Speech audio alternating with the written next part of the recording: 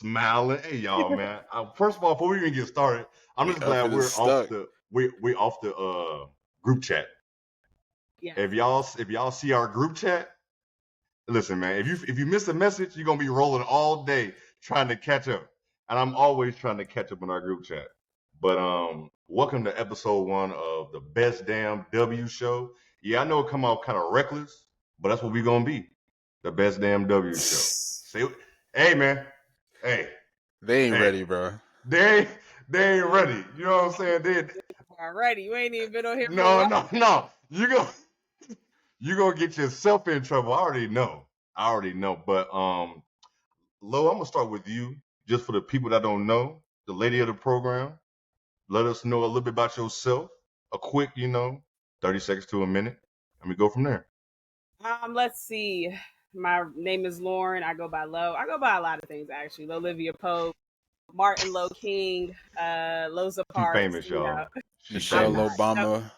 Listen, She I go by famous. a lot. I go by a lot of names. But I'm just, I'm just Lord. I'm blessed and I'm black. So those are the best two things to be. Let's see. I'm on another podcast, the 9450. I've just been watching basketball for a very long time, and I'm like a basketball freak. Watch all types of basketball, college, high school. We'll tap into the big three every now and then when I don't have nothing else to watch. So I'm just like a basketball fanatic. And yeah, that's pretty much it about me. I mean, occupational therapist for anybody that knows what that is. Most people don't know what that is. That's my real 9 to 5. But yeah, like this is what I enjoy doing, just talking hoops all day. All day and getting in trouble with Literally people. all day. Literally all day. I don't know how y'all.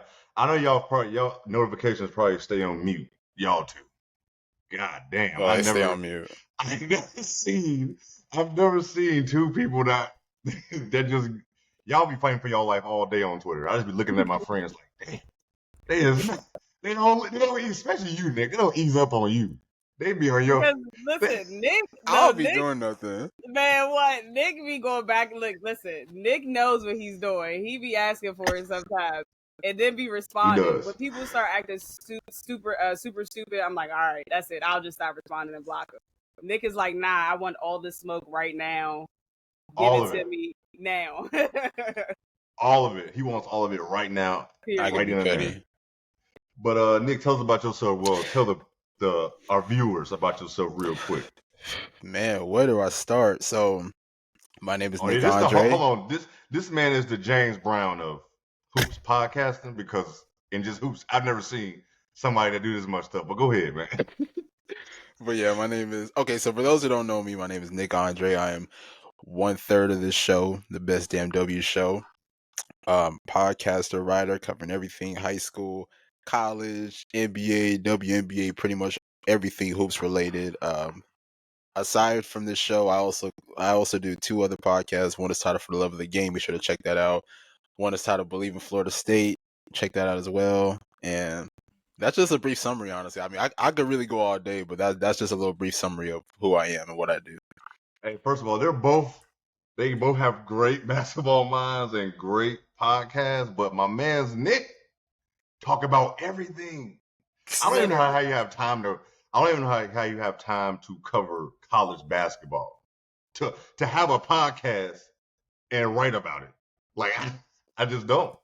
Man, you I don't know that how guy. I do it either. I ain't gonna lie to you. I don't, and you don't be missing. That's the you thing. Don't sleep. Yeah, we found out the man don't sleep. We found that shit out. Okay, so. do we want to talk about that? So these two was clowning me last week because I made a tweet saying I'll be up at 3 a.m. watching Juju highlights, and they just straight clown me for it. Listen, we're in the bed. Like I'm not saying that you shouldn't watch Juju highlights. That's probably with some good highlights to watch. But at 3 a.m., where is my pillow? Crazy. Like where is my pillow at 3 a.m.? Like, if I'm not up doing something, but I feel like I've been there. Like, sometimes you will be up just watching some random ass highlights. I saw the other night you was watching Derrick Rose stuff. I'll be just up watching hoops, man. but you do have so many podcasts that you sometimes it's better, sometimes it's easier just to edit at night. And when you do work a 9 to 5, you got to do that shit at nighttime. So I get it. Nick grinding, low grinding.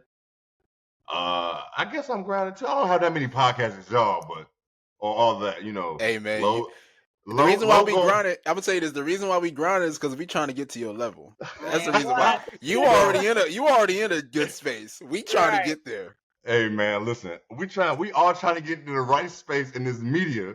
That's what y'all not gonna do this to me.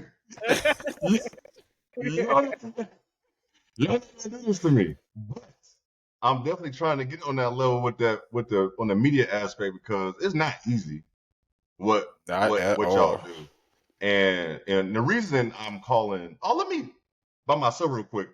My name is Jay, Black Man Joy on all the platforms. Low asked me today what my real name was, and y'all not gonna get that, so it's gonna be Jay. It's Jay. A lot of people know me as a photographer. I'm in media, real estate. That is what I do. But media and talking about sports, especially hoops, is my thing, and that's why I brought us together to do this. And I'm glad everyone is here. I know this is going to be amazing. We've been waiting on this for a minute, man. We've been talking about this. We've been in a group chat shit before the summertime started. Yeah.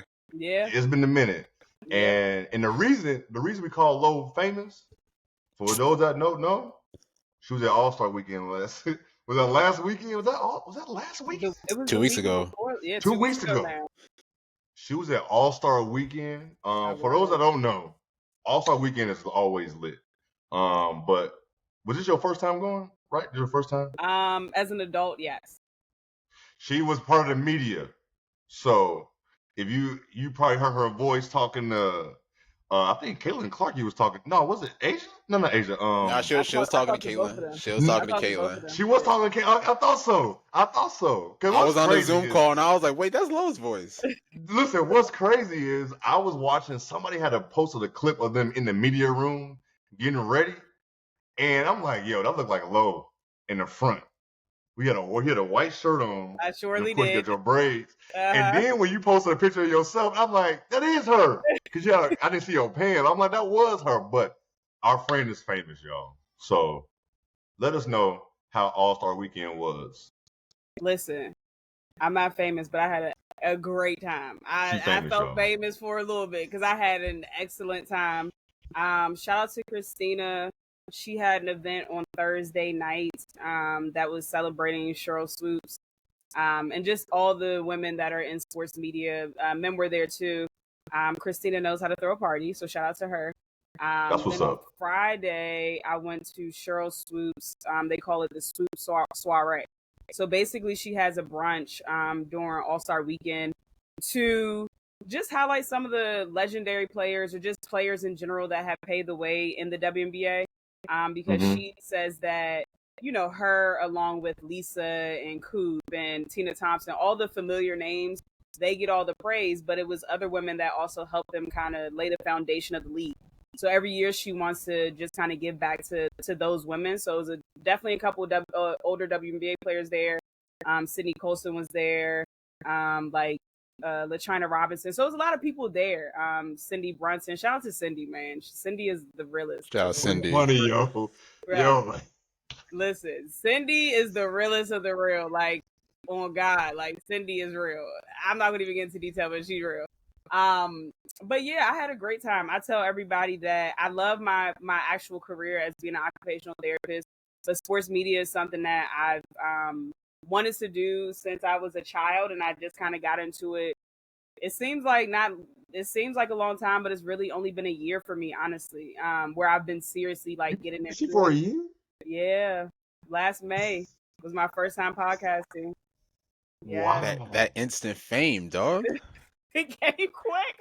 But you so good. No, I didn't mean to cut you off, but you so good, like it's effortless. Like you so good on the mic. The thing is though, like I watch sports. Like I'm really a basketball freak. Like I watch it all the time. Like if my TV's on, 99.2% of the time it's basketball, and then the other like 0.8% is like probably some trash TV, like Married at First Sight or something like that, right? So. I watch a lot of basketball, and I've been watching the NBA and the WNBA since 1997. So I talk basketball all day, The only difference is now I'm just getting in front of my computer and pushing record. You know what I'm saying? Like, so it's pretty much the same. So it's really only been a year. And in the last year, I've been able to do some great things. Go to the WNBA draft and cover that. Go to the White House and cover the Aces. Get their champion, get their recognition from the president. And now the All-Star weekend. So I'm gonna try to make my way to the finals. So hopefully it's in. Oh, Hopefully it's I'm in out Vegas. making my way. Look, You're hopefully gonna it's in be Vegas there. so I can have some fun. She's talking about hopefully. Come on now. Man, listen. No, I ain't gonna do that. But I still think they're going. I think it's not a guarantee. It's not. But I think I was just hating everybody throwing dirt on their name when they were struggling. But you know how this shit is in all, especially basketball. Going 3 in a row, that third year always got some hurdles all year long. Absolutely. I'm gonna still rock with the Aces. Once the playoffs get here, all bets are off. Because they got that young lady over there. That's why They got number 22. You can't ever bet against 22. Never. I would not ever do that. In a series, now if they don't make the playoffs, that's different. But in a series, I'm not trying to hear nothing else. Now, I didn't mean to go on that little tangent, but you're gonna be in Vegas. You're gonna be in Vegas, or you're gonna be in New York. You're gonna be I both. would prefer Vegas, a little bit, more fun there. But New York don't is like not New that York? far. I You don't don't like- mind New York, but New York is cool. But Vegas is Vegas. What happens? No, Vegas is Vegas. stays in Vegas. I will say this. Happened to go to New York twice in May. It's cool, man, but it's just too much, man. Like it's just too much happening. It's like a busy city. It's too busy. And me coming from Chicago, it's like, yo, New York is just way too busy. It's dirty. Like it be shit. Like it be jumping. I ain't gonna lie though. You can always find something going on. I mean, but the clubs stay open to about 5 o'clock, 6 o'clock in the morning. They don't play when it's time to party. They don't play. But it's so much going on that are we really going to be able to appreciate the championship? Because there's so many things going on, right? In Vegas, they are known for the Aces. Like the Aces is the team in Vegas, and so when they win, the city shows out. Like I will say, when I did go to the Liberty game when I was in New York, that team seemed like after the Knicks, they're the next team in the city. That's what it felt like. So I believe it. I believe it too. Yeah, like it's like Fuck it the just, Nets. Yeah, like even though they're playing in their stadium, it didn't feel like that was the Nets stadium. This feels like Barclays is the home of the Liberty, and they share that shit with the Nets. That's what that shit feel like. But with all I don't care. Said, Put the Liberty back in Madison Square Garden. I don't care. I don't care what you got to do to make it happen. Yeah, why they do that shit anyway? They did that like 7-8 years ago, something like that. But why they move them? I think it was like something like with ownership or something like that. Oh, I think maybe it was. It was with you know what now? Right? What is it? Dolan's the Knicks, right? Was he over the Liberty too? Yeah. I didn't even know that. That makes sense. Damn, it does That make makes sense. It does make a lot of sense. Like, what the fuck? Anyway, like I said, I want to go on that, but a lot of people don't say they don't fuck with New York. I don't say you didn't say you didn't fuck with it, but if I got to choose between Vegas and New York, I'm with you. So y'all catch Low in Vegas for the WNBA finals when it happens, because she will be there. Yeah, don't let her. If Don't y'all let her catch fake. me, don't be creeps, because y'all for real are creeps, honestly. Like y'all so creep alive. So just please don't be creep. Just be normal in real life. Like please just be normal. I'm gonna tell you now, people don't be normal in person when they meet you. Like they just don't. I know you had some encounters. We're not gonna put nobody on blast. I know you had some encounters this weekend or last week, 2 weekends ago, at All-Star Weekend, because that just happens. People just don't know how to react if they see your face not on a bubble. If they see you right They in weren't front of looking at my face, that's for sure. Oh, I know that. Huh? We're not gonna get. Hey, that's another thing. She broke the internet because she did the fit check, and I don't think it was a fit check. I think she was showing where she was at. And she fucked me up with it. But I'm about to say you. But I mean, are we gonna explain your reaction? Because fucked me up with it because it was like, yo, friend. You just can't be throwing this shit on the internet like that and nobody knows what's going on. Hold on. In my defense, eyes came big. Listen, I was like, in my defense, everybody, not just you, Jay, but everybody was like, damn, no fits. Like, what's yeah. up with the fit? Like, so I'm like, all right, well, I mean, I was just talking shit because I know. I was just talking shit because you're gonna also weekend you get your fits off. So I wasn't expecting that. nah, people You're, were. I wasn't expecting that. I wasn't expecting that reaction either, to be honest. Like, I wasn't really expecting that. But then when I thought about it, I was like, I guess, like, I am sitting down majority of the time. I mean, I'm sitting down the whole time so people can't see you. Okay, yeah, that's all right. We can move on. yeah, that's all. Yeah, but our friend famous. Our friend is famous. But since the WNBA is on a hiatus, we got the Olympics going on. They had their first game against Japan. who was the first game against? Japan. Japan, yeah, Japan. Japan. And so I had to go back. I didn't get to watch the whole game. I had to watch clips and go back to it. Did either one of y'all watch it live?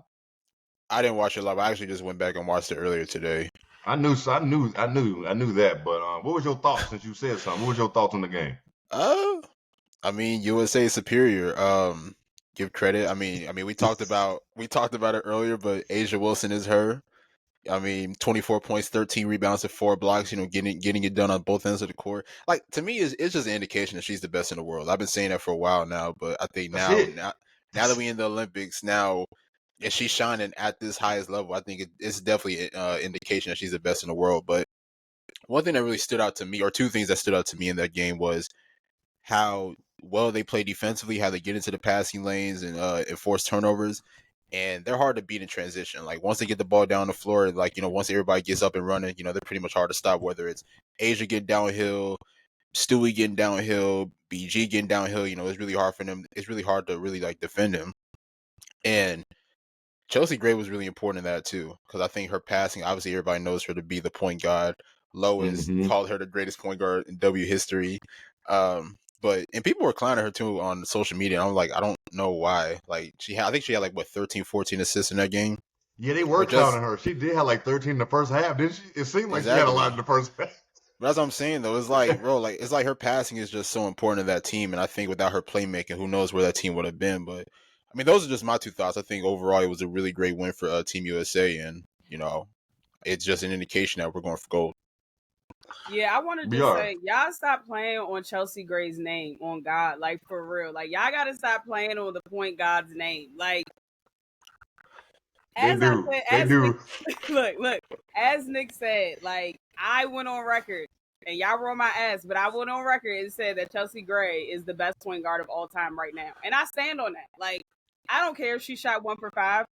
Like, you have to look at the team and the talent that's around her. They don't need her to score on the team. They literally do not need her to score. Her job is to distribute the ball, and that's what she did. 13 assists, 1 turnover. Ask me, because a lot of people kept putting up her picture and saying, oh, Caitlin could have did this. Caitlin could have did that. Caitlin couldn't have done that, okay? Because I'm going to break down some stats for y'all. Caitlin has never had a game in the WNBA where she's only had 1 turnover, so she wouldn't have been able to do that. That's number 1. Number 2, the games where Caitlin has had 10 assists or more, she's averaged at least 6 turnovers. So please stop putting them in the same sentence. It's levels to it, okay? It's really levels to it. And it's not a bad thing. I said it before that I think Caitlin will go down as the best. I think she will have the most assists in WNBA history. I believe that wholeheartedly. But it's levels to it with Chelsea Gray. It's just levels. People forget this is a 3-time champion and a Finals MVP. Go back and watch 2022 Chelsea Gray in the playoffs. Most historic run I've ever seen with my 2 eyes. Literally, man or woman. Most historic. She was shooting 60% from the field. And shooting what was it, 50 or 40% from 3-point? Like, come on. It was unreal. Hey, yeah, you don't see too many man or woman have those type of shooting splits at all times. Like, you don't 60% is crazy. Crazy.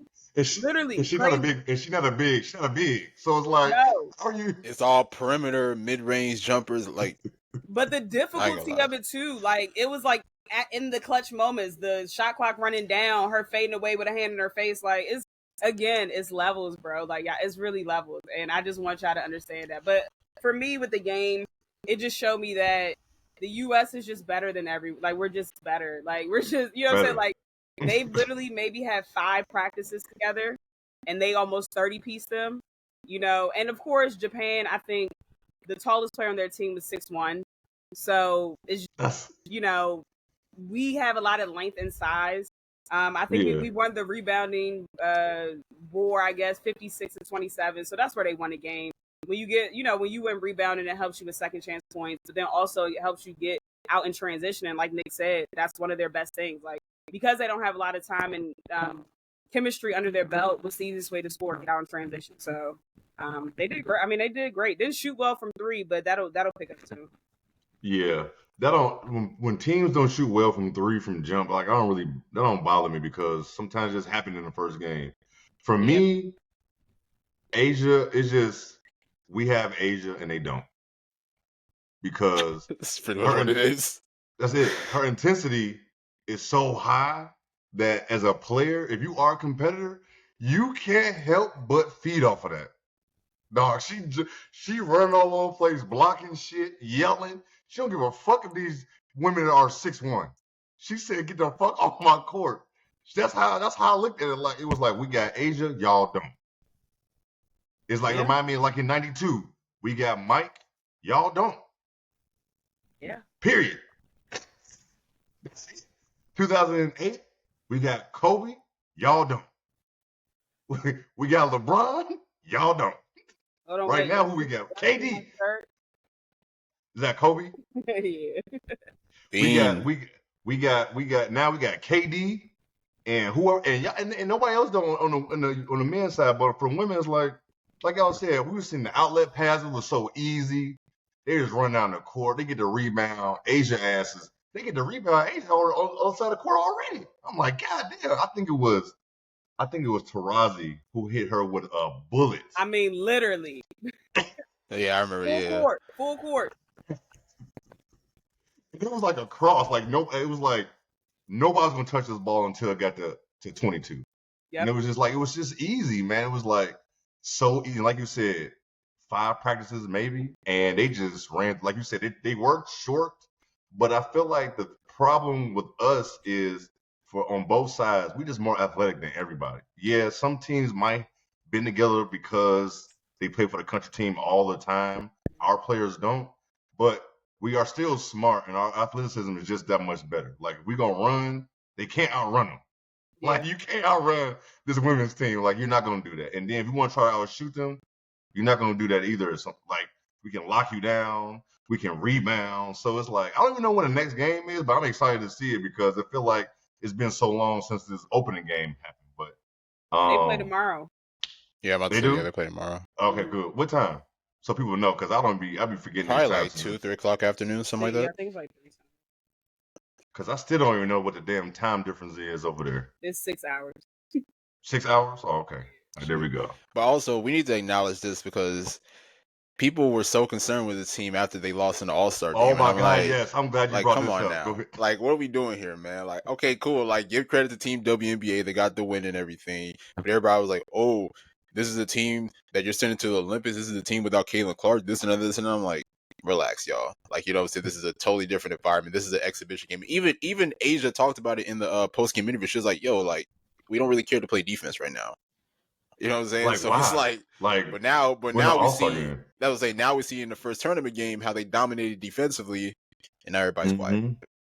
I think it's more so, you know how it is. I think everybody is still on that Kaila Clark shit. Like, first of all, like you said, they lost to other WNBA All-Stars. It's not like they lost. Right, literally, it's not like they lost to some poop-ass country. They had to deal with Enrique dropping 30 in the second half. Come on now. No one thought that was about to happen. So it's like, I was never worried. I know y'all weren't ever worried about that shit. We're just seeing stuff on Twitter.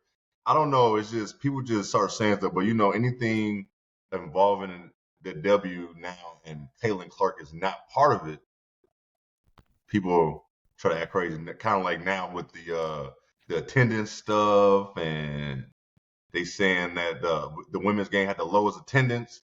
Now they saying the women's game against Japan had the highest viewership on Peacock, but people are saying they lying because they don't want them to think they needed Caitlin. Listen, this is too much, man. Like, it's just the hate. Like, do y'all like the women or do y'all just only like Kaila Clark? Because that's all that boils down to. You know what I'm saying? Yeah. I know both of y'all itching. I know We'll y'all dive into that later.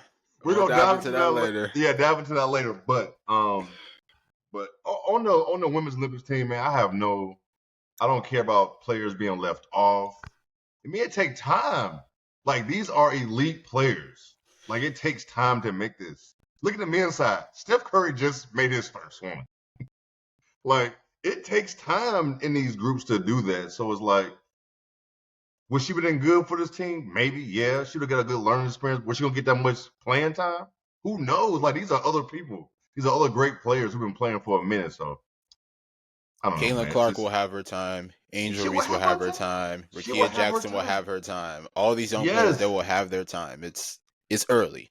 It's early. I didn't do the research on it, but how often does a rookie even make Olympic teams? Like their rookie year of the Olympics, do they actually make the Olympic team? Candace. I can't even. I must say Candace made hers in 08. Oh, listen, Candace is different. Diana Taurasi. Candace different. Dondra, she made it her first year too. Whenever she was like went from college and then to the Olympics, so it had to be. Yeah, that was 04, yeah. Oh yeah, definitely. So 2 players. We named 2 players. I know the Olympics only every 4 years, Right. but we've had a lot of Olympics since, so, but that's still crazy. But even if we look at those two, what do those two have that Caitlin doesn't have? Multiple national championships. She does. Not just showing up to the party. I'm talking about winning the whole thing. Because Candace won 2 in a row. Oh my God! Hey. Okay. Look, going. Okay. That's all I got. We gonna get there. We're gonna get there. That's all I got. Other WNBA action, well, Olympic action. I've been trying to catch it. I caught the first one only because Nick said it in a group chat. One of y'all said it in a group chat, but the 3-on-3. Lo, I didn't get to watch today's. Okay, Lo, you asked a perfect good question because I thought this shit the other day. Are they playing this shit outside? Yeah, it's outside. They are. It's outside, yeah. What? I think it's always been like that, hasn't it?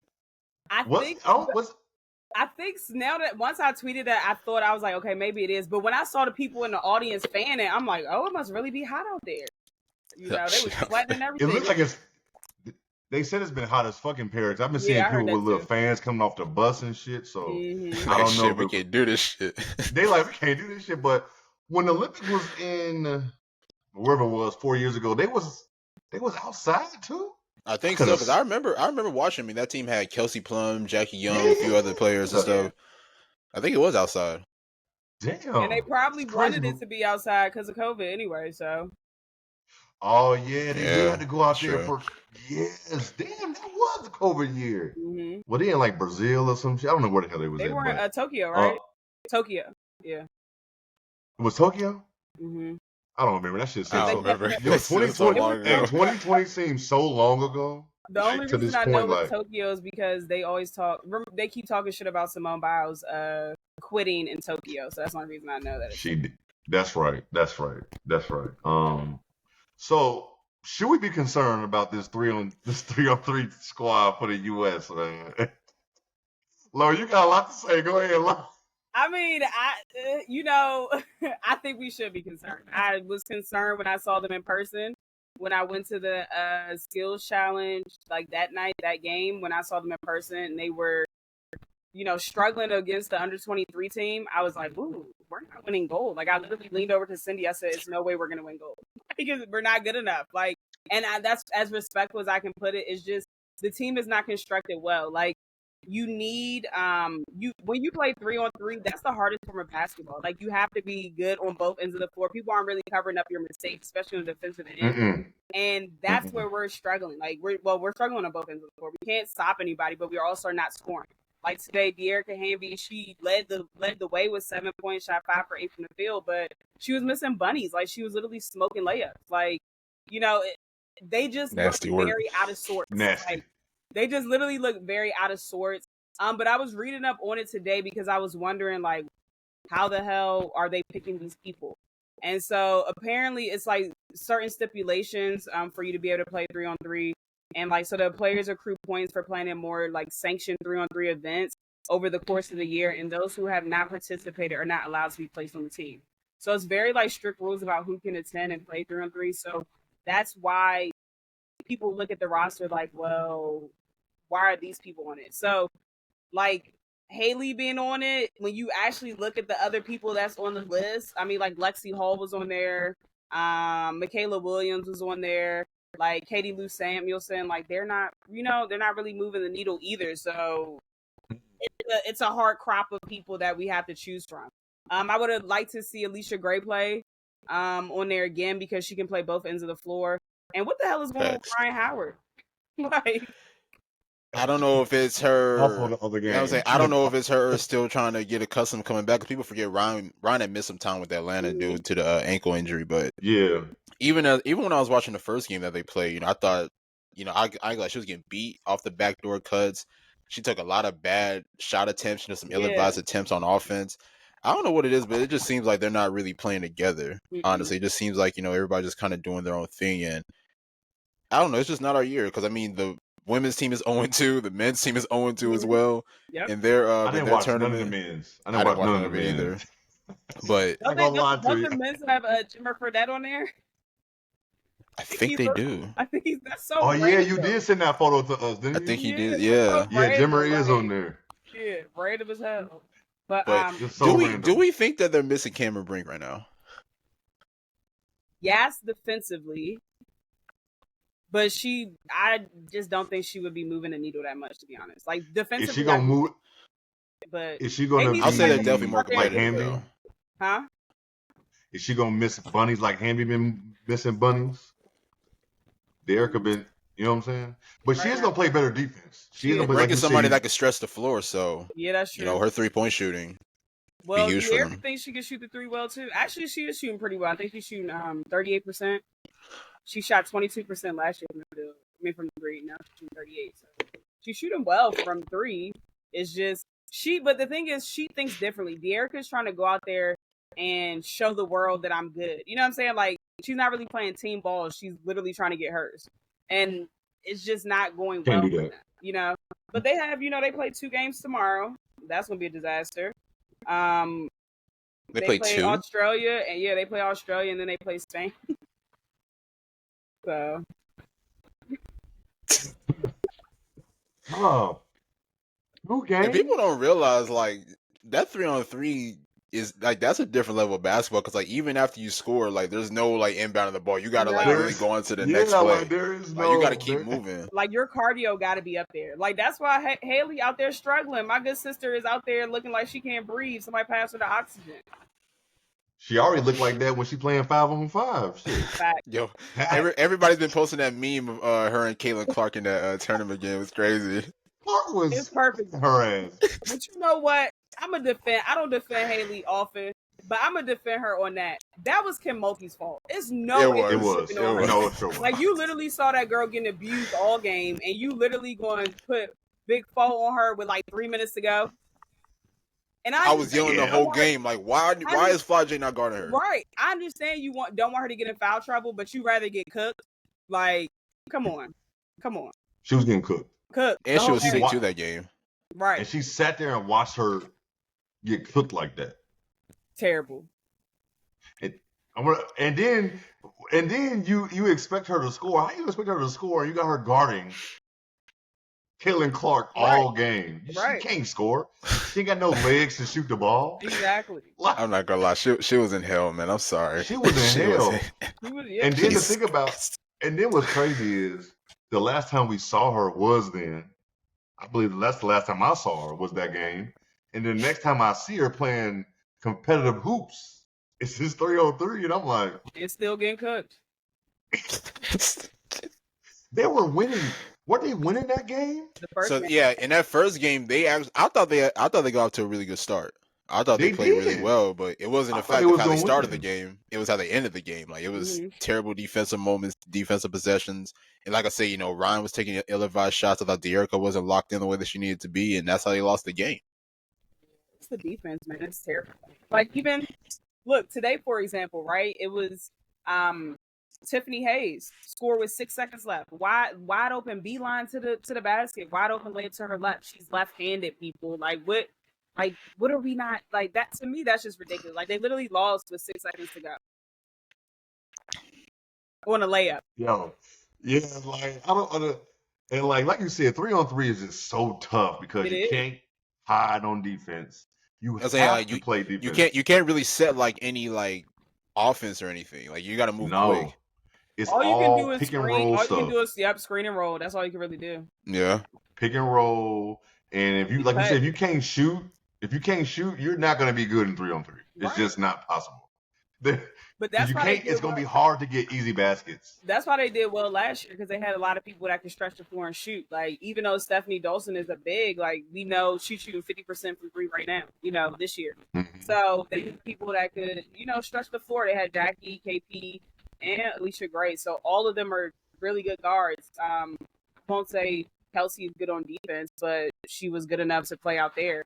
So to hold her own. So they just don't have that firepower where you can go get a bucket. No, they don't, and that's the problem. You know what? That's nothing you probably need in 3-on-3. You need somebody. Well, hoops in general, you need somebody who can go get a bucket, but we just don't have none of that. Yeah, right now at all.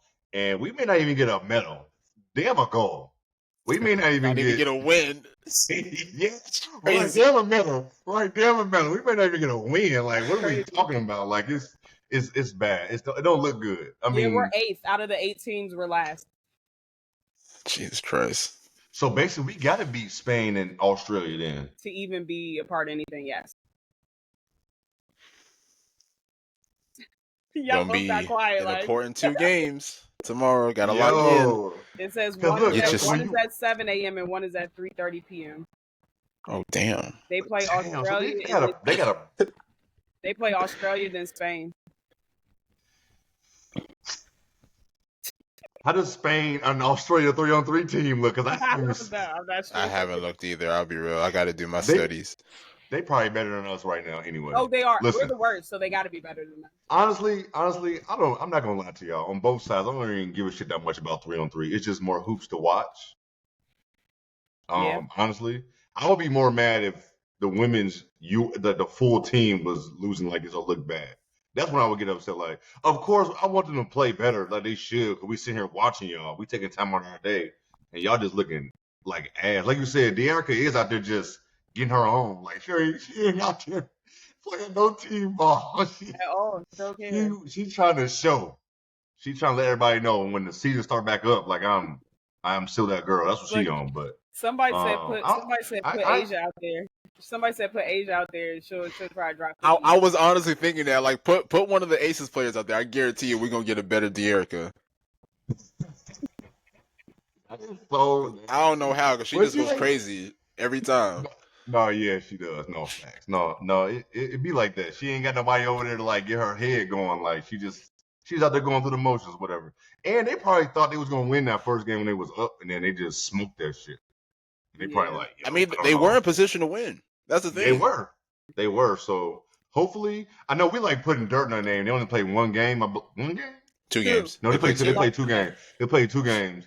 We putting dirt in their name, but it wasn't a good 2 games. So I'm gonna go back and rewatch the second game. Yeah, I gotta watch the second game too. They deserve it. Listen, y'all. I want y'all to know something. Lo don't give a fuck. She gonna give y'all slander. If you playing bad, you getting slander. She don't give a fuck what's going on. Okay? Listen, if I'm terrible at my 9 to 5, I gotta answer to somebody too. So come on, we paying to watch. And that's critical. And you ain't lying, because if we get on a podcast, any podcast, and we just talking bullshit, people gonna let us know. So you right. You right about that. You definitely right.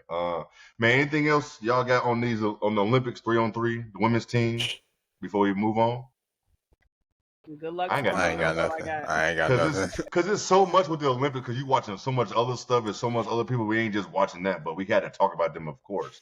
But we had so much stuff been going on with everybody's tweets, different conversations going on there. But real quick, are we going into this one?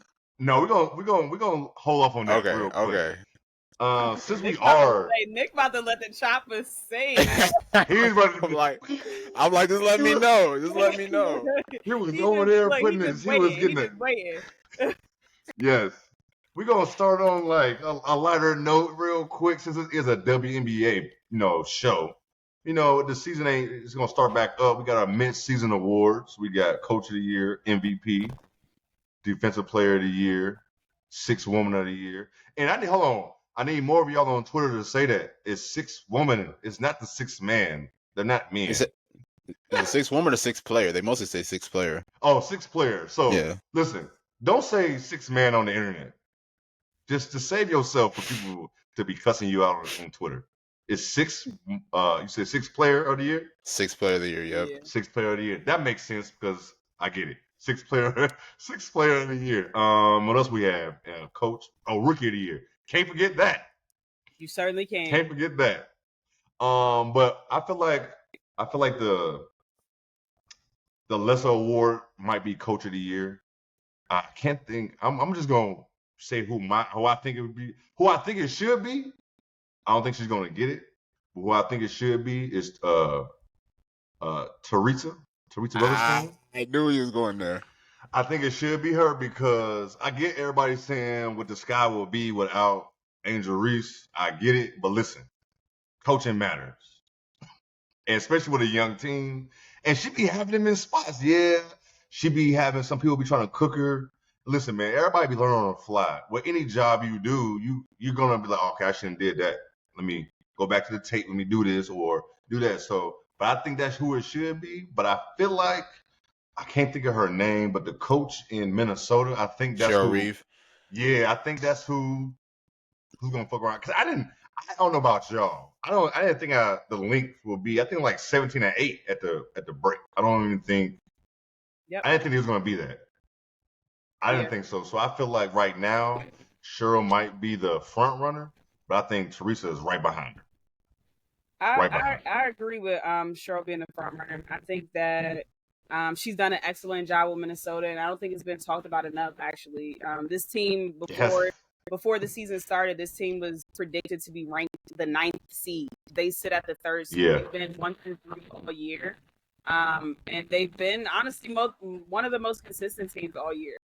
They've overcome adversity with injuries to like Diamond Miller. And then, as we know, Fee got hurt a little bit right before the Olympic break, and they still were able to spring a few wins in during that time. So they're playing well without her. But most importantly, like they had a really big offseason with getting Alana Smith, Courtney Williams, and then Natisha Heidelman. Like I didn't expect them to be 9th, but I also didn't expect them to be this good so soon because they have so many new pieces.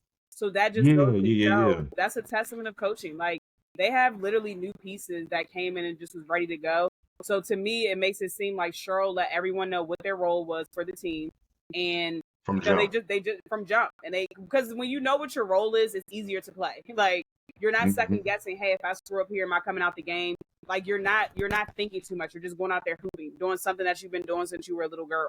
So I think that we all know that Cheryl can coach. We saw what she did with the dynasties that she had when Maya Moore and Money Moan were on there. So it's not a surprise that she's a good coach, but I just didn't think that they would be this good so soon. I'm laughing because we were just talking about Maya Moore a couple hours ago, but we'll keep it there. We'll keep it there. Yeah, we ain't gonna go too much into it. We was just talking about her. Look, I ain't trying to get canceled, man. we gonna leave it at that. We'll talk about Maya Moore. We gonna leave it right at that, but. I agree with both of y'all, though. I think Cheryl Reeve is definitely the front runner. I mean, you could go either way. I mean, Cheryl Reeve has done a really good job. Stephanie White at Connecticut, she's done really well as well. But I think Cheryl Reeve is what she's been doing in Minnesota is definitely. I think she's definitely like the front runner for Coach of the Year. And Minnesota, people forget this was a team that started 0-6 last year, and they still found a way to make the playoffs. So they're just pretty much like capitalizing off of that momentum from last year, still getting to the playoffs, and then being able to. Add those new pieces in like Courtney Williams, Natisha Heideman, Alana Smith, and others, and just being able to, be one of the top contenders in the league. And I saw it from the beginning, like even in those first 2 games when they played against Seattle and just watching how like just the chemistry and just how they were able to gel together. Like I think one of the biggest stories for me is I feel like now with her playing under Cheryl Reeve, I feel like we're seeing a much better version of Courtney Williams. I mean, obviously Courtney Williams has always been a bucket throughout her career, bucket. but her growth as a playmaker has just been really dope to watch. You know, being able to pass in the pick and roll, being able to run high low action, you know, just being able to do a multitude of things with the bigs and just, you know, with the shooters has just been really incredible. Kaila McBride has been incredible from the perimeter this year. And obviously Fee as well. Fee, you know, when healthy, is an MVP candidate. So Minnesota's clicking, man. You know, there's a lot of people. I was even having conversations like a month ago. Like, there's people that think Minnesota could possibly make the finals. Like, it's crazy. I mean, that's how good they've been. I agree. They haven't like I don't want to. I just been like shitting on the rest of the league, saying it's just like a collision course between the Aces and the Liberty. But Minnesota definitely can, because I don't know. Of course, I know a lot of the newer fans. Y'all don't know about Minnesota like we do. Like, Minnesota was the Warriors. The motherfuckers was winning all the time. Yeah. Like, it was always winning. So it's like, we're not shocked at her coaching, but it's just like the team, we didn't expect it to be like this. You know what I'm saying? So it definitely can change once they start back up in the middle of August. But right now, she is definitely, I feel like, the front runner for sure. I wouldn't say she head and shoulders above I'll be everybody. real, like, not to cut you off. I'm not mad at your take on Teaspoon. I'm not mad, because I mean, I know that they probably have an under 500 record, but like, when you look at what Teaspoon has done, obviously her being a former player, so you know she's able to connect with a lot of those players a lot better than like another coach. But her being able to maximize Angel Reese, who was a Rookie of the Year candidate, Kennedy Carter, who has been just one of, at least in my opinion, one of the top 5 scorers in the league this year. You can go like so many other names, like I can't even think of any names off the top of my head, but you know, I mean, y'all pretty much know what I mean. Like, I think Teresa Weatherspoon has definitely done a really good job of, you know, getting the best out of those young players, and it's the reason why they've gotten a lot of big wins. Like, they got a big win against the Aces, you know, right before the break. They got a big win against Seattle as well, a couple weeks before the break. So like, they've competed against a lot of the top contenders, and I don't think that happens without Teaspoon being on the sideline. They definitely have, because and I think when it comes to awards and with like this, people always want to get awards. I get it. You want to give it to the coach that got the team with the best record, or the team that got the better players. But hey, man, coach of the year is coach of the year. Like, no, people had the Sky being awful. They're not the best team, but you know, when you watch the Sky versus anybody, that shit about to be competitive, and they gonna play hard. Like, and of course, that shit probably go from Teaspoon to Angel Reese, and that shit just trickle down. Kennedy, that shit just trickle down. So their coach, they got her identity for sure. They do. And I know, like, if they sneak into the play, are they in the playoffs now? Like, technically, I think they're like the 8th seed. I think I can double check. But if they do, I know it's them in Indiana. I think Indiana's 7. They might be 8. If they fuck around and make it, Teaspoon has a hell of a chance, an argument, I should say, to win Coach of the Year. You know what I'm saying? Like, I think we should look at that shit differently. Like, we don't just keep giving it don't give it to Becky Hammond if they're 12-4. You know what I'm saying? Don't give it to the Liberty. The Liberty we know who they got. They should be 21-4. Like, they should be that. You know what I'm saying? And even though they haven't been looking great. They should be that. That's what I'm saying, though. I mean, they're 21-4 right now, which is the top seed. But I'm not gonna say I've been like. I mean, obviously New York has been good, but I feel like they haven't really been at their best, if that makes sense. Honestly, like, I feel like they've had a lot of moments where they haven't been at their best. They haven't been locked in the way that they need to be. Now, like, I mean, they definitely had some good moments this year, but I just feel like they haven't. I don't feel like they're at that level yet to where they're really convincing me that, like, they're legitimate favorites to win the title. They play down to the competition. Like, when I watched them live, I'm like, oh, I'm about to leave. They about to leave. They blowing them out. They was playing the Mystics. Listen, they were whooping their ass. And the next thing I look up, this shit close. I'm like, yo, but seeing it live, it was just like, yo, you can definitely see it. Like, they relax. They start playing down to the competition, and I see that shit a lot with them. So that's one reason I can't. It's hard for me to put her in the Coach of the Year, but I don't want to go on a tangent on that since we already gave her. Don't get me started, please, Andy. Oh, please don't. I don't want. Conversation. She's I not. don't want to get you started. I don't want to get you started because I got enough shit for you to get started with. I got enough shit for that. The next one, Lo. I want you to start for us, Lo. We're gonna go with sixth player of the year. See, this one is hard because I don't have a pick either. I'll be real. I ain't I'm got gonna pick one. somebody, but this one is hard because all the players that I actually was going to pick for a sixth player of the year now start. So Kennedy Carter was one of my picks earlier in the year. She now starts. So I think she only has one more game to start, and then she no longer qualifies for a sixth player of the year. Jordan Horston was also another one, but now she's starting. So I just went with a safe bet, and I said Tiffany Hayes because she's averaging 8 points off the bench, 2 assists, shooting 41% from the field. The numbers don't necessarily jump off the page. However, she's a constant for the Aces. And we all know that Becky does not like to play the bench. So for her to come off the bench and actually contribute in a positive way, her last 2 games before the break, she came off the bench and scored 19 points against Chicago and then 17 points against the Mystics. So I'm giving it to her for now. It might change as the season progresses. However, it's just not anyone that has consistently stuck out, in my opinion.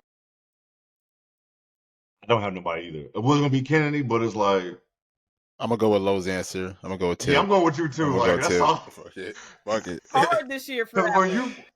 when we was first looking out for, I'm like, damn. Because when you had brought it up, when y'all both brought it up in groups, I'm like, yeah, I was going with her, but she's not gonna be.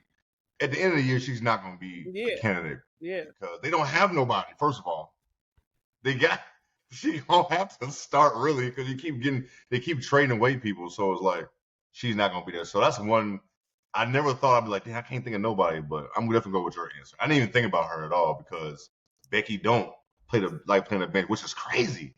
And they won, and they winning. Like that's insane. Like Becky Hammond, she will go 6, she will go 5 number for the 22. whole game. Right. 22. 20. Don't run her down. Don't run her down. We need her. We don't need her to just quit out of nowhere. I don't need that. I would cry. Look, if we got an announcement that Asia retired before she turned 30, I might cry. That ain't happening. I doubt that. It wouldn't be. Hey. But we probably thought the same thing about somebody else. I did. It literally just clicked in my head. We thought the same shit. We thought the same shit. It literally just clicked in my head. Yeah, we did. We thought the same shit about somebody else. So it's like, come on. I would cry. But I knew. Go ahead. But honestly, like real quick, you know who I would have wanted to be in this race or possibly even win? Ariel Powers out in Atlanta. But she had missed a good amount of time, and then Atlanta, they're 10 games under 500 right now, so look like it's not gonna happen. They probably not even gonna look her away. Like, not at all. 6 women for what? Like your team is awful. You're not even. What are y'all doing? But I like that. But it's like for real. Like at that point, it's like I can't. It's like certain things you got to be helping the team some way somehow, getting a dub some way somehow. But defensive player of the year, who you got, Nick? So this one was actually tough for me because I had 2 players, but I gotta go with the best player in the world, A'ja Wilson. I mean, you talk about it, averaging 2 steals and 3 blocks, which is both career highs for her this season. And A'ja is just a dog defensively, and I think even this year she's taken just an extra step. You know, obviously being a great rim protector, obviously being a great help defender as well. So she's taken a lot of strides to me defensively, even though she's already been a great defensive player. But I think this year, especially with everything on the line, you know, as far as them three-peating, like I think she's definitely taking it to another level. So another player that I did have was Ezzy Magbagor because I think she's been really good for Seattle this year defensively. I mean, even just overall, I think Ezzy just been able to improve her game as a whole. But Ezzy's definitely another one. But I'm gonna rock with A'ja in this one. Yeah, I'm going with A'ja too. I agree. This is easy. If y'all don't know, hey man, we stand A'ja over here. We stand 22. So you ever have anything crazy? If you have anything crazy to say about her, don't come this way because we're gonna cook you. But you know what? From all 3 ways. I do want to give Dejanay some love too because she's been playing she's been playing great over there in Connecticut. Has to defend the best guard every night on the opposing team. So I do want to shout out to her. It was between A'ja, Ezzy, and Dejanay. But it came down those 3 solid. Right. It came down to this. If you take A'ja off that team, the Aces are terrible defensively. If you take Dejanay off of that team, Connecticut is still going to be a decent defensive team because that's what they hang their hats on the defensive end. If you take Ezzy off of Seattle, they'll still be pretty decent because they have a lengthy front court. They still have Jordan Horston there. They still have Nneka there. And then they have a feisty Skylar Diggins at the point of attack. So I think that when you really look at Asia's presence on that team defensively, it's undeniable. Then when you look at the numbers, right? She's number 1 in rebounding, 5th in steals. And like Nick said, I agree. Somehow she got better this year on defense. You see her playing the passing lanes more. You see her getting her hands on more deflections and on, the ball more. So she's just better in every aspect of the game, which is crazy. Like, it's just crazy. Clean sweep, Asia. Yeah. I feel like it's gonna be another. I feel like it's gonna be another clean sweep in a few. And we're just gonna go right into MVP. Come on, man. We got to do it. Yeah, Asia all the way. Yeah. Listen, now, I will say this though. So a couple weeks ago, I tweeted out, I think Kaila Copper's an MVP candidate. Now, look, I didn't say she was going to win it. We all know that the award's going to Asia. You could definitely be a candidate for sure. Yeah. But I'll be right. I mean, Kalia's definitely been playing out of her mind. I think she's playing the best basketball of her career right now in Phoenix. Absolutely. But man, I miss Asia. Yeah, Asia's just on a different level right now, and I think right now, I think this might be the first unanimous MVP. Honestly, I don't think anybody comes close. And I mean, it's not a knock to anybody else. I mean, everybody else has been playing well, but Asia's just on a level by herself. And I mean, she's just like, for instance, like she started the first 16 games scoring 20 plus points in every single game. She did. That shit was insane. Exactly. And it's just the way that she gets to a bucket too. That's the thing too, because so I'll go back. So in 2022, I thought Asia had the most complete year. MVP, Defensive Player of the Year, won the championship. Like you can't ask for a year better than that. Then she comes to 2023, even better. Then she goes over to 2024 and is even better. So like that's the scary thing about it, is that Asia Wilson is so great and she's still getting better as time goes on. And it's like I think that's just the crazy thing about it. So that's why I say she's the best player in the world, because of what she's doing now and what she's going to continue to do moving forward. Man, listen, the tape is there. This is the thing I don't like about, especially with hoops, sports. The tape is there. How are you anybody? Listen, we can put you as a candidate, but listen, the tape is there. Yeah. Asia as head and shoulders. It happens in sports.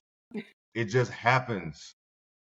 We know that especially basketball, like it just happens where they can play on both sides of the court and you can see who's the best player. This ain't football. You play on one side. You know what I'm saying? Like you get to play on both sides, and she just went to the next level. Yeah. Like It's almost like the 90s. It's almost like the 90s. Like in the NBA, you had like Charles Barkley, you had Patrick Ewing, you had Reggie Miller, and all these other guys. But we all knew who was the best player. Yeah, it was MJ.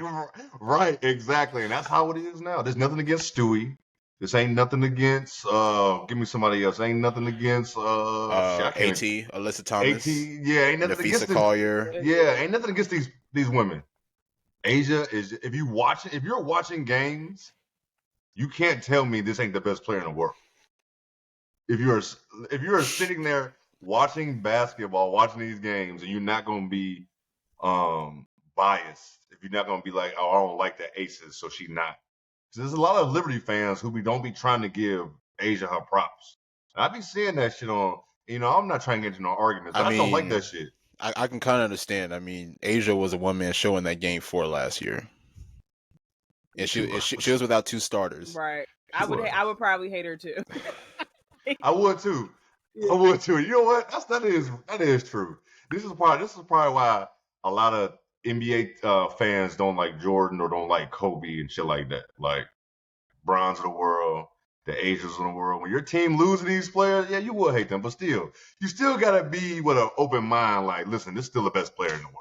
But that's because you actually like hoops. Like, you know what I'm saying? Like, that's because you actually like basketball. Yeah. People don't watch because they actually like basketball. They watch to see someone's downfall. And I know if they watching for Asia's downfall, y'all are in for a ride. Y'all gonna be nauseated because guess what? Sis is just entering her prime. And she's this good. Like, she is literally leading the league in points per game. Literally leading the league in rebounds per game and blocks per game. No other player has, like, if she's able to sustain this, no other player has done that. And then we can throw No in, other for player. shits and giggles, we'll throw in she's fifth for steals, like I said earlier. And I think for me, which is crazy. She crazy, right? What I think for me is that I think that people just say, oh, it's Asia being Asia. Oh, Asia's just good. But we're actually witnessing history. Like, people are being very complacent with what we're watching right now. Like, Asia Wilson is the best player on the planet, and it's nothing y'all can really do about it. Like, she's going to continue to get better. Like, when you look at her numbers from last year, and I agree with Nick, I thought last year she was, like, entering her prime and, like, she was there, but somehow she went in the lab and literally got better. Like, if you look at the numbers, from last year to this year, she's improved her point total 5 points this year. If you look at rebounding, she's averaging 2 more rebounds this year. She's averaging 1 more assist this year, and she's shooting the 3 confidently. That shit matters. Listen, her 3 has increased 7%. Like, she's more comfortable. She's confidently stepping into it. Like, y'all are going, like I said, the people that don't like her, like, y'all are gonna be sick because she's going to continue to get better and better and better. And, like, it's nothing you can do. Like, she's just good, and there's nothing. There's nothing you can do about it. She wants to be great. The key number is 4, because that's for the motherfucker who voted her 4th place and put a chip on her shoulder. Yep. Thank you for letting me watch a historical. That is some wild shit, boy. And like you said, bro, this is her. She's just not going into her prime, and she's already won awards. Oh, she what? 26, turning 27. I think so. That's your prime. You start getting your prime 27, 28. Like, she's not even in her athletic prime yet, for real. Yeah. Oh, I love Asia. Dog, she's just different, man. Like, you saw that shit from the beginning. You saw that, like, yo, this player, she just different, bro. She's just different. It's like I said before, it's truly levels to stuff, and Asia's just extremely different from all y'all favorites. Like, and this is coming from someone that doesn't have a favorite player in the WNBA. Mine retired, Candace Parker. So I just like basketball. I call it how I see it. Asia is the best player on the planet. It's no if and buts about it. That's the statement. She is not close. The best player. It is really right. It's not close. It's literally Asia, and then it's the field. Like, it's not. Yeah. It's. So people say, "Oh, they're MVP conversation." Okay, that's cool, but it's really not a conversation if we're keeping it above. It's not even a conversation. Like, it's not. She's the best player in the world. Like, why we're talking about this because it's a pod, right? Right. Like, we knew who we was gonna pick. We knew we didn't even have to discuss this. Like, we knew who we was gonna pick for MVP for the show. Like, there is nobody else. If Asia went out there and scored 5 points the rest of the year, like, every game, still better than everybody else. Like, still, like, she's the first half of the season was just that good that if she didn't do anything the second half, it doesn't matter. Like, she's averaging 27 points. That is literally, if she keeps it up, that's literally the highest point total that anyone in WNBA history has averaged. It was Diana Taurasi holds the record. Diana Taurasi holds the record at 25 points per game. So if Asia's what year was that? 27. I gotta fact check that. I gotta go back and look at. Because I do remember her doing that shit, but I didn't realize that was the record. Mm-hmm. I know early DT. I ain't gonna. She had a lot of good scoring seasons. Hey, early DT. Hey, she a bucket. Wait, she just don't play no damn defense. So, but we know how that goes. Never be the GOAT, but go ahead. Yeah. Gotta play on both sides, You do. I'm definitely with you on that. You have to play both sides. I'm not saying you gotta be spectacular. Right. Just give me effort. Right. That's it. Put your hands in the passing lane. Act like you're doing something. Fake it, right? Fake it till you make it. Yeah, like, it's sometimes she don't even be doing that. It's like, damn, she's just a traffic cone. Yep. She's just a traffic cone out there. Yep. But for my favorite part, Rookie of the Year. Oh, Nick. Nick, you want to go first, Nick? We starting with me? Okay. Man. Oh, Nick, do you want to go first, Nick? So all season I've been going through hell and back. I've had people on social media harass me about this race right here, trying to get me to change my mind. But I'm not going to. I'm standing on business. I'm going with number 5 on the Chicago Sky, which is Angel Reese, averaging 13.5 points, 12 rebounds, 1.5 steals, 17 double-doubles this season. Broke the record earlier this year for most double-doubles in a season. And I get it. The numbers may not be spectacular. You know, obviously, I'm sure many people are going to go with Caitlyn because Caitlyn has been putting up phenomenal numbers. But it goes beyond the stats for me. I go as far as, you know, who's bringing the effort on both ends and who's being a leading factor. And I think Angel Reese has definitely been one of the leading factors for Chicago. It's her and Kennedy Carter, if you ask me. And Angel just has that. And it's crazy, too, because we were all kind of wondering, you know, how her game would translate to the next level, because obviously the biggest flaw in Angel's game is her offense. You know, she doesn't really have much of a post game, can't really knock down the 15-footers, the 17-footers. Go ahead. Her post game, like, dog, listen, I've never seen somebody go so out of control to the rim, and on either side, men and women. Like, I've never seen no shit like this before. Like, it got worse to the NBA, like to the WNBA. It's like she went from college to here, and now she just be going to the rim, out of control, looking for a foul. But go ahead. Hold on, really quick. Really quick. No, go ahead.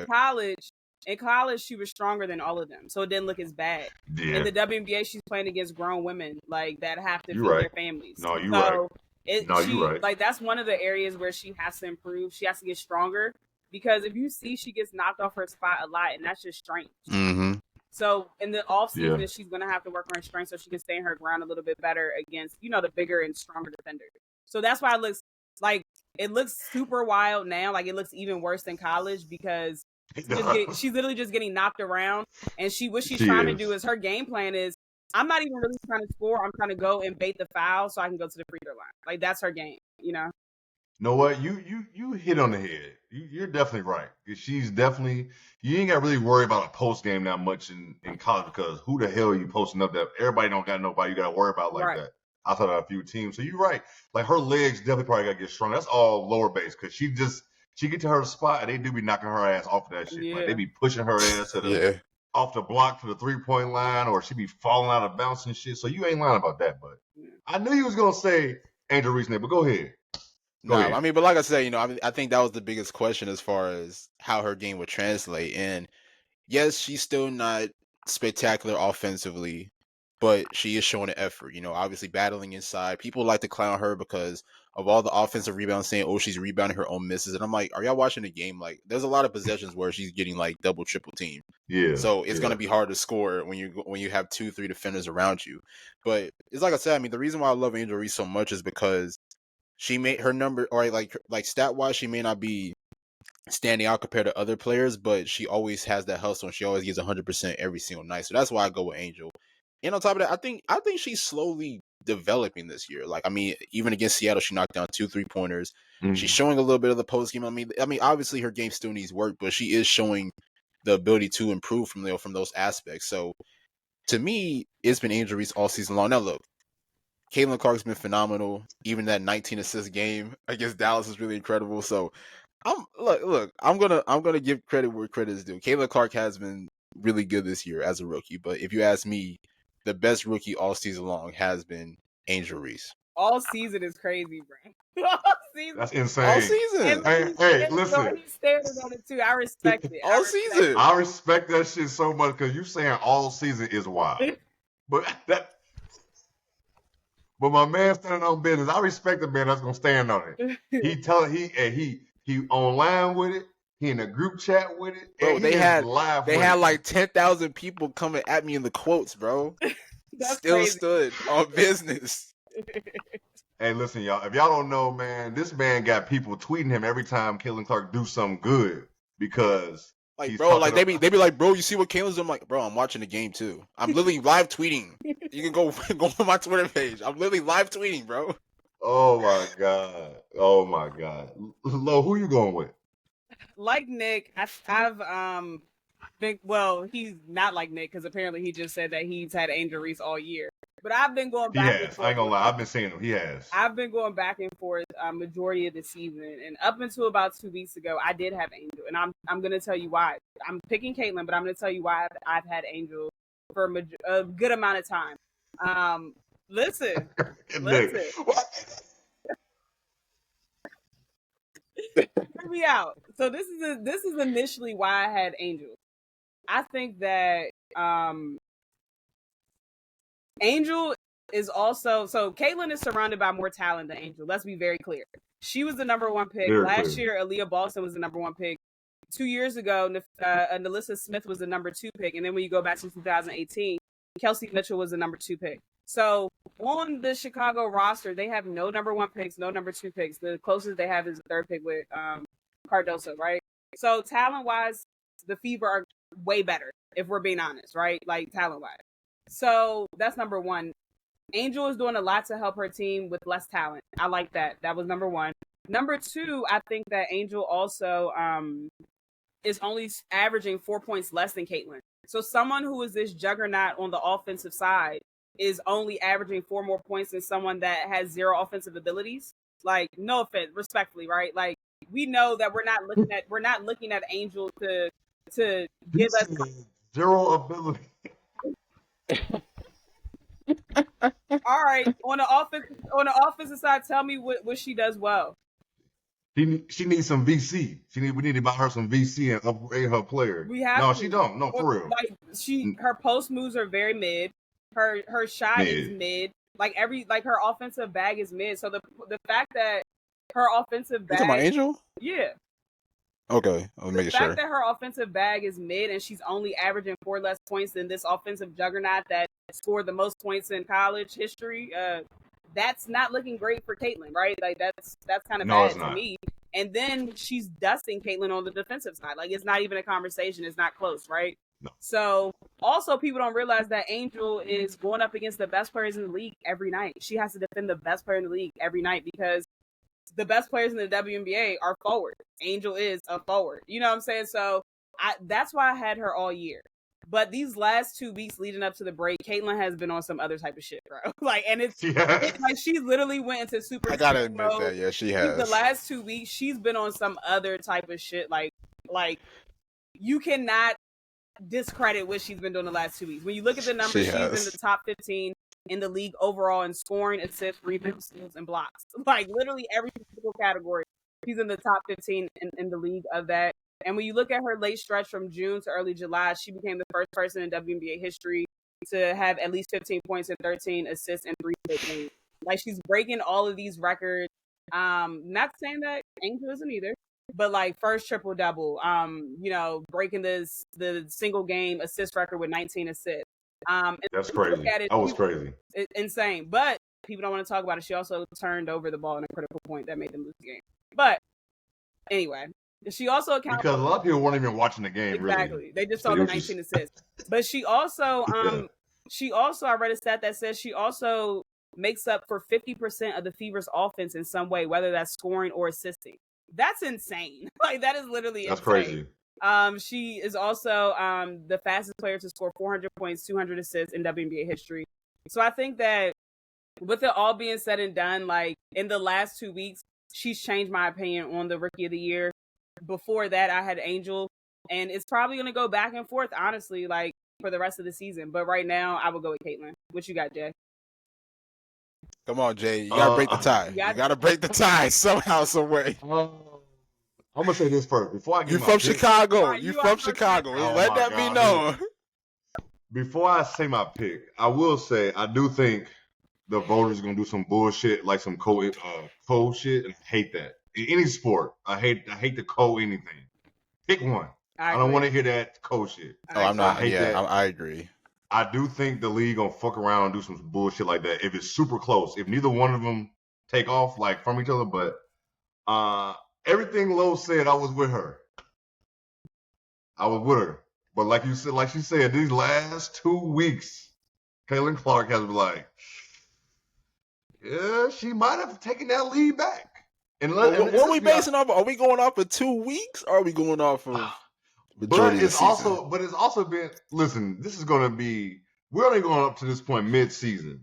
So, man, you made some great points though, Lo, about Angel. Like, she's not an offensive juggernaut. Like, when we think about her, we don't even think about offense. We think about her rebounding and playing defense. Right. Even at college, like she could score, but we wasn't looking at her as a scorer. Like, at least I wasn't.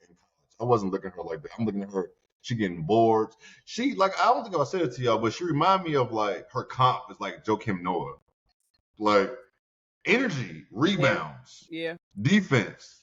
You're not looking at him to score. Like I'd be shocked if she ever gonna be averaging 20 points a game in this league. I think she can.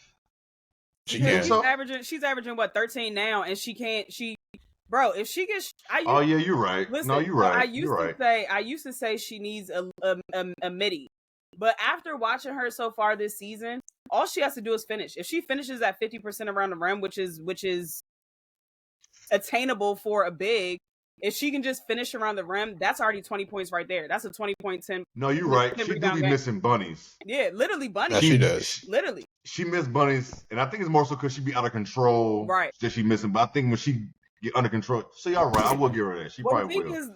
But I will. First of all, she can't shoot from her hip anymore. Like they have to correct that. Like you cannot, this irritates you so much. Like you shouldn't shoot from the hip. She's brought it up like at least 10 times. Literally, like you literally shouldn't shoot from the hip as like a guard, but really as a big. Like you're bringing like that. It's easy to block. Like they teach you that, and they literally teach you that in elementary school. So I'm pissed at her coaches. Like, how has this not been corrected? And she's on a professional level, still shooting from her hip. Like, they gotta fix that. They have to fix it. Like, she went to 2 colleges and now the league. But man, y'all, I had my pick. Y'all made great cases for both of them. I'm not gonna lie to y'all.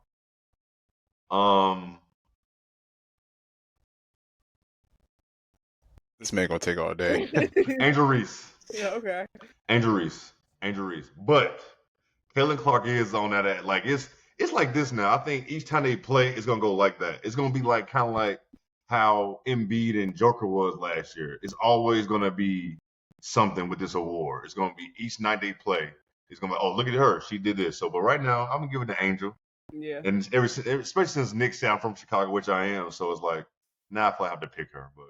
It's not a bad choice. I think it's just them 2, of course. Yeah. And like I said, I think the league is gonna co this. They're gonna find a way to co this shit. Honestly, I'll say this: it might also go down to whichever team has a better record.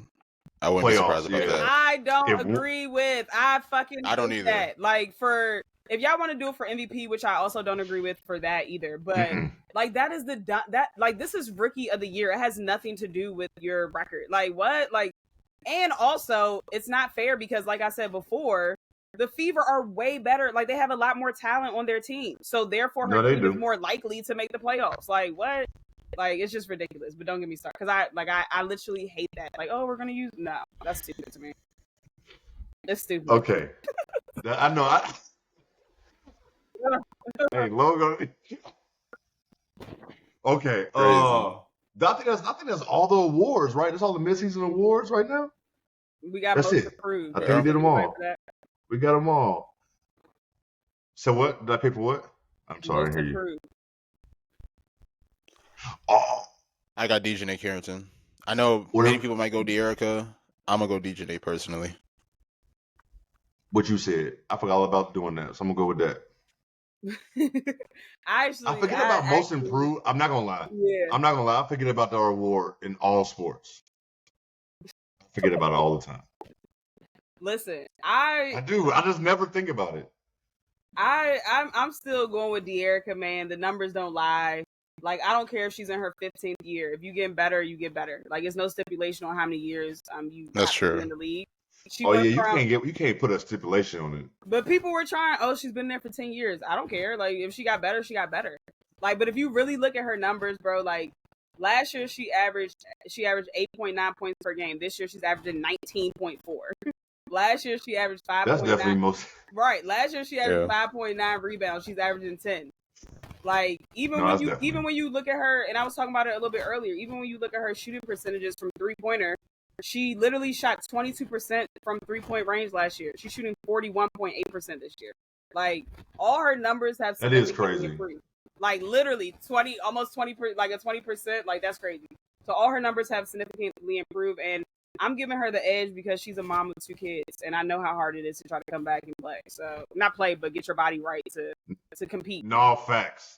Shout out to De'Erica. People forget De'Erica played 40 games. She played all 40 games last year. Yes. Fresh off giving birth. Yeah. That's crazy. And to think, a lot of people don't know, like, just her hormones all over the place. She left her child. She hooping. She traveling. Like, that's a lot. So I like both of y'all answers since I forgot all about that. Y'all were responsible ones for the pod. I forgot all about that award. But now, Do y'all want to save some stuff for next week? We at a minute 20. We got some interesting topics, but I don't know if y'all want to save them till next week because I know y'all got some shit to say. What y'all want to do? We'll leave it up to y'all, man. Oh, you gonna leave it up? You want to leave it to next week, Lo? We can. So what? We just got the what we saw the timeline today, right? Yeah.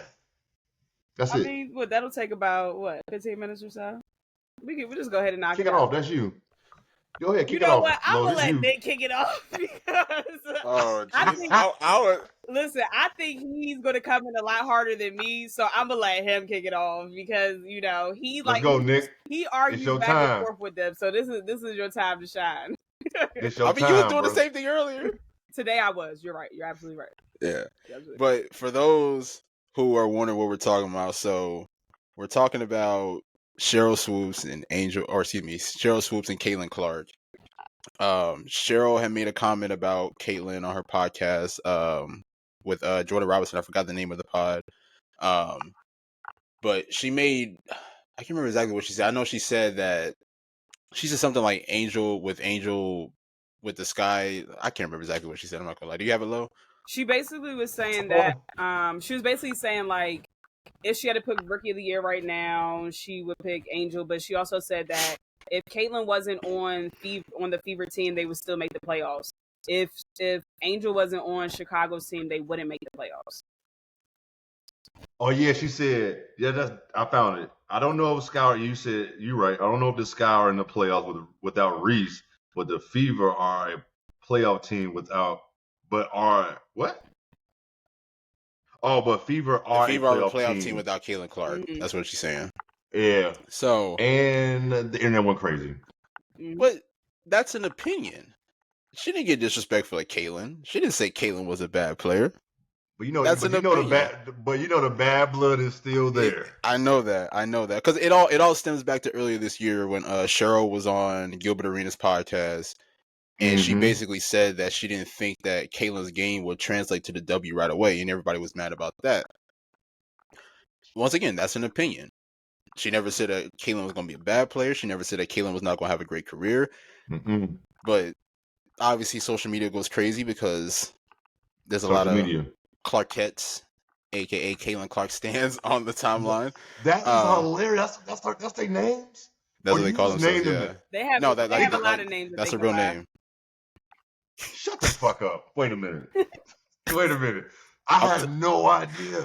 That's what they call themselves. That's what I saw at least a couple times. I got some research to do tonight. But before I go any further, so let me just say this. I like Caitlin Clark. I'm a Caitlin Clark fan. I've been a Caitlin Clark fan since her freshman year at Iowa. I always knew that she was going to be a special player. However, the fans, I hate y'all motherfuckers. I ain't gonna lie. I really can't stand y'all. I'm just gonna be real because a lot of y'all clearly don't know basketball, and you guys get overly sensitive when somebody gives an opinion about Caitlin that you guys don't agree with. Now look, let's put some respect on Cheryl Swoops' name. Period. Calling her a hater is crazy because she gave an opinion. And I tweeted this yesterday. I tweeted out her accolades: 4-time champ, NCAA champ, MVP, this and that. And then everybody's like, "Oh, that doesn't mean that she's a good analyst." I don't really give a shit, honestly, what you think, bro. We're not talking about analysts. Exactly. But actually, take that back. There was honestly some guy. This was like back in like March or whatever. He literally tweeted at Cheryl Swoops and said, "Caitlin Clark is a better player than she will ever be." And I'm like, let's slow down. Let's not get it fucked up. This is the same Cheryl Swoops that scored 47 points in a national championship game for Texas A&M. Mm-hmm. The full game's on YouTube. You can go watch that.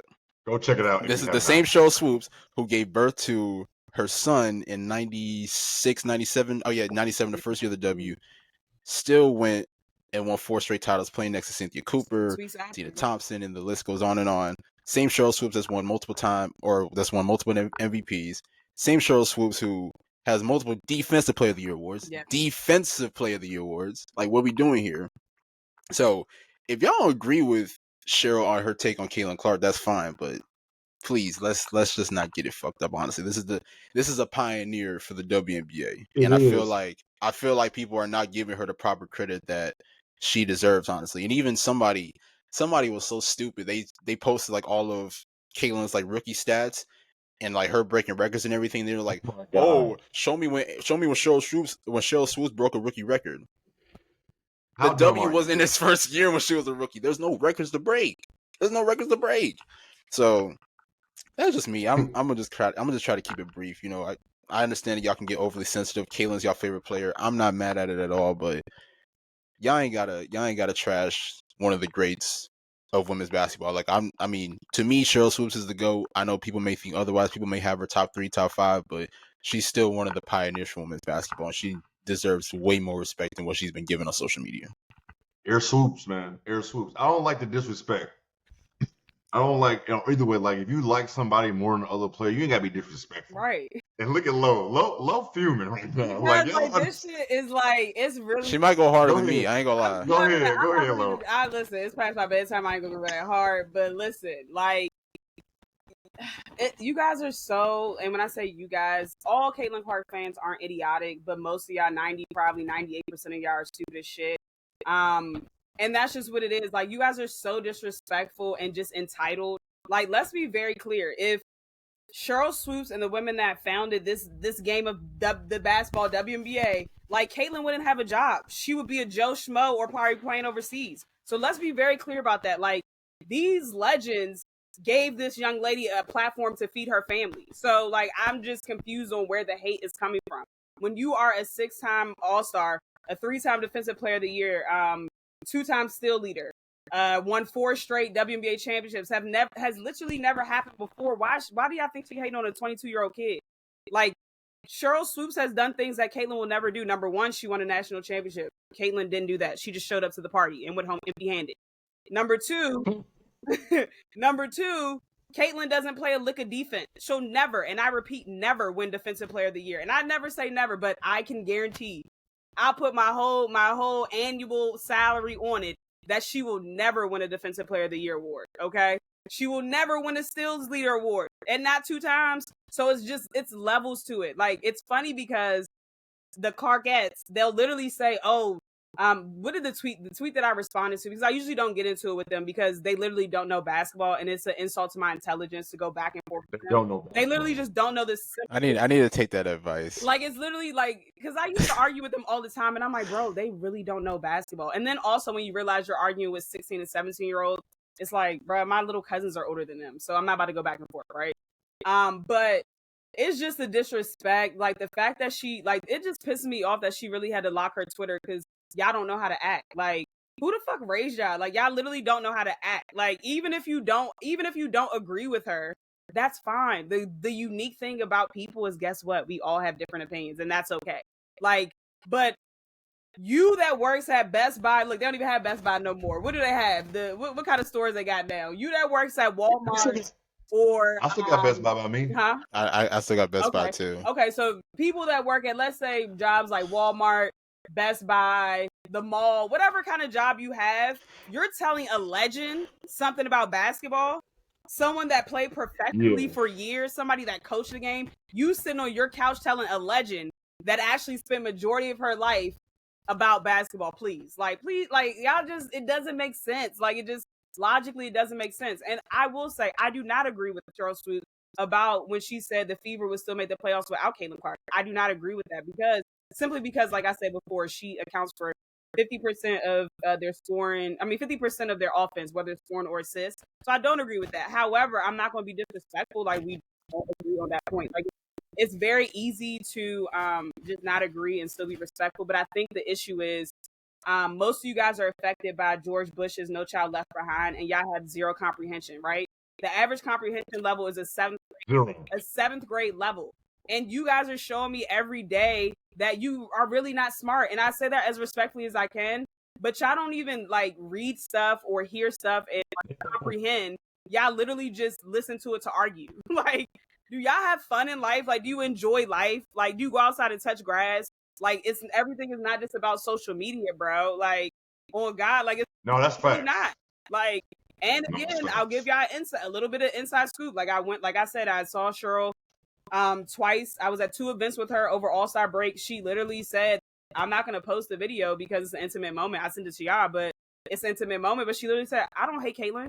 Like, she's brought more views on the game. Like I'm giving her credit for bringing more eyes to the game. It's this concoction of bullshit that y'all making up in y'all head that this lady that's in her 50s is hating on a 22-year-old lady. Come on, man. Like, she was literally Yeah. like, as a kid, and again, most of y'all are young, but she was the female Michael Jordan. Like, this, She was Air Swoops. Like, what literally, the fuck? Like, First player to get her own signature yes, shoe. all the boys in my neighborhood literally had her shoes, including, I had her shoes too. So I like, had a pair. y'all I definitely had a pair. just literally y'all just be reaching and just Me pulling too stuff young. out your ass. Like, this is a legend and she should be treated as such. Period. Period. And Also, then, like, by I the don't even- way, oh, go ahead, my real fault. quick, when it comes to Caitlin Clark stands, there's nothing respectful. I'm just be real. Fact. Ain't nothing respectful. I ain't no respectfully nothing. That's true. That's for a me. fact. For me at least. And I feel for the that record, because for the record, let me throw this out here again. I enjoy Caitlin Clark's game. I think her best attribute is playmaking. A lot of people love the logo threes. Yep. I don't really care for that. I think she's a great playmaker, and like I said before, I Yep. think she'll go down as the leader of assists by when it's all said and done. But at the end of the day, Caitlin's good enough to stand on her own. She's good enough to stand on 10 based on her skill set. She don't need y'all wearing a cape for her. Like, let this girl do what she does best, and that's play basketball. She don't need y'all to make excuses or wear a cape for her. Her game speaks for itself. Let it be that. Like, literally, let it be that. You know what? Fans make you hate a player or a team. Literally.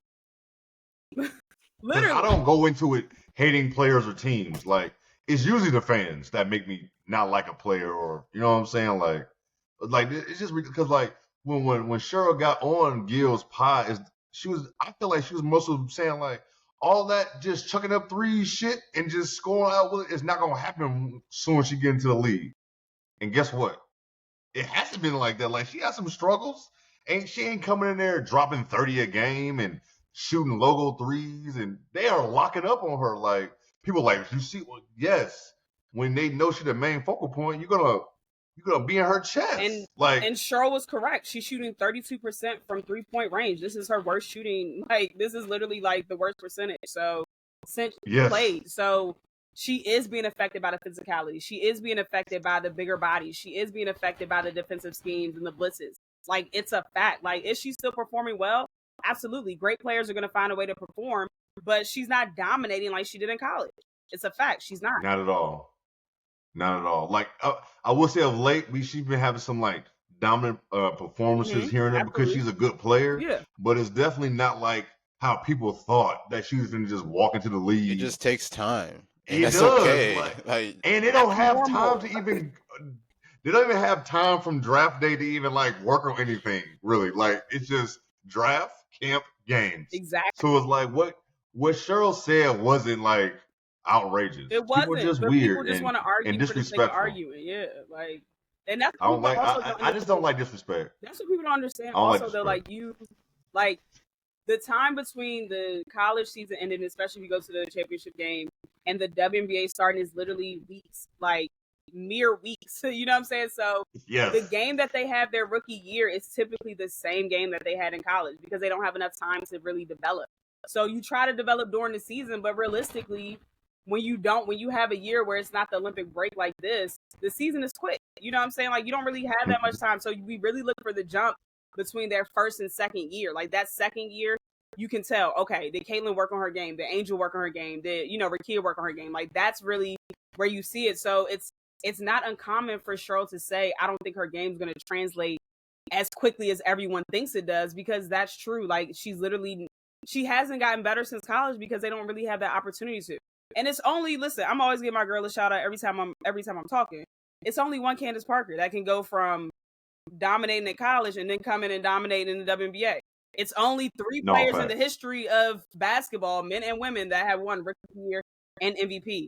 Again, it's levels too. It's just levels. Levels. It is. It definitely is. Levels. I'm not getting into with nobody on the internet because I try to stay out of that shit. Because as soon as you say their name, it's just, or you say anything good about Angel Reese, or you say anything positive about Cheryl Swoops, they on your ass. And I think At this that's point, dumb. I'm a target. You are, and it's kind of. I mean, it's fun for our show. It is. Thank you for that. Thank you for your sacrifice.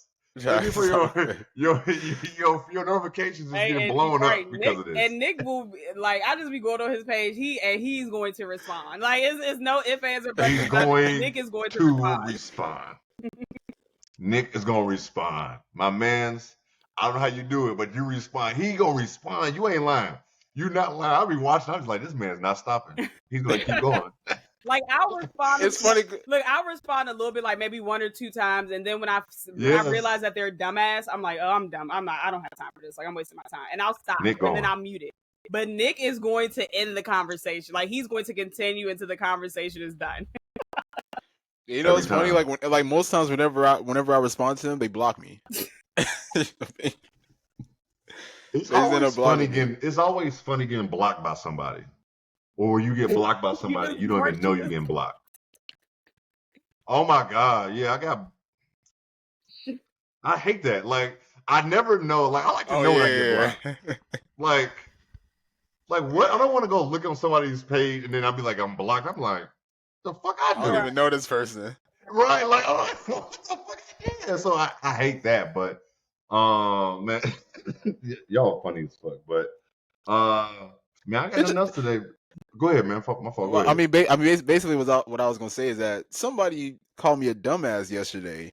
I responded. Did. I hated that. And then they blocked me. They blocked me because I responded. They wanted to get their shit off, and then they wanted to just block you after that. They want to get their shit off. That's all. That is crazy. Don't call nobody no dumbass. Right? Like don't call me out my name. Right? If you disagree, why you gotta get disrespectful? Because then if I say your mother ugly, then I'm the bad person, right? I did want to take it far with one person, but I was like, you know what? I'm gonna chill. You know what? I don't want to take it too far because I was close. No, yes, I know you were. I know you was definitely close. But I ain't got nothing in this situation. I just want y'all to stop being disrespectful. That's it. Facts. That's it. Please, just keep it at hoop. Keep it at hoops. Let's all have fun and enjoy the game that we love. Right, because it's honestly taken away from the product. Like this season has been a great season outside of the injuries and stuff like that. But like, you guys literally make it fun, like not fun to even watch. Like it's so unbearable. Like after the women's team beat Japan by almost 30, oh, Kaila should have been on the team. Like, can we just celebrate that they nearly won by 30? Like, what are y'all doing? Like, let's just enjoy hoops. Like, are we not watching basketball because we enjoy the game of basketball? Like, what? Like, or y'all just watch the argument? So they so worried about viewership and people coming to the game outside of talking about them whooping their ass and bringing up Kaila Clark talking about she would help with the attendance. We don't give a fuck about that. We try and win gold. That's it. That's it. That's it. I don't give a fuck about who in the stands. Probably because they knew USA was gonna whoop their ass. Why are we gonna go to this game? Like, but they also why would I go to that? Game, I think the women had like the latest, event for the day as well. So people were saying that and something else. Something else. It's so much to that. Yeah. And that's and people trying to say it's fake news about the viewership was high. I'm pretty sure the viewership was high. I mean, I agree. It's the Olympics. It's the Olympics. Like, people watch sport. I mean, I was over there watching archery and stuff. Like, people are gonna watch because it's the Olympics. Like, I love competition. I'm just gonna watch anything. Right. I'll watch anything. I was watching fencing. Man, I will watch 2 marbles going down. If it's competitive, going down a slope, I will watch 2 marbles. I watch anything competitive. I watch anything. But man, y'all got anything? We had an hour 38. Man, it's been a great first episode, by the way. Yeah, it's been a great episode. The beginning episode. We do have the Best Damn W Show TikTok page. I had that set up, so you can follow us there. You can follow us on Twitter at I don't even know if it's actually called that on Twitter. I think it's at Best W Show. I think that's what it is. Oh yeah, it's at Best W Show on Twitter. That's all we have. Oh yeah, and then if you want to watch us on YouTube, because we will be on live on YouTube going forward as well. Is on Say and Create Media Network on YouTube. So it's SAYX Create Media Network on YouTube. You can watch us there as well. That was going to be live. So all this stuff's going to be out in the morning. Live in the morning. We got clips out. We're going to have all of that. You can follow us on Twitter. Where they can follow y'all at on Twitter? I'll let Lo go first. Lolo Back, BYKE. So LOLO. And you, Nick? Oh, my fault. That's right. She got a long one. No, I forgot about that. Go long. ahead. It's LOLOBYKE. Or just look up Lolivia Post on there. There you go. Look up that name. Go ahead, Nick. What's yours? Just follow me at Nick Andre ATR. That's pretty much all I gotta say. There you go. And you see it here, but I actually forgot. It's actually BlackManJoy_. That's my Twitter. So I forgot. I had a little blunt. Hey, my fault, man. So you're trying to find me right now? You wasn't gonna find me. I had a moment. I'm looking at it like that is not my. I'm missing something there. I've been looking at it the whole time. I'm definitely missing something. But man, till next week. That's Nick Andre. That's Lo. I'm Jay. Peace.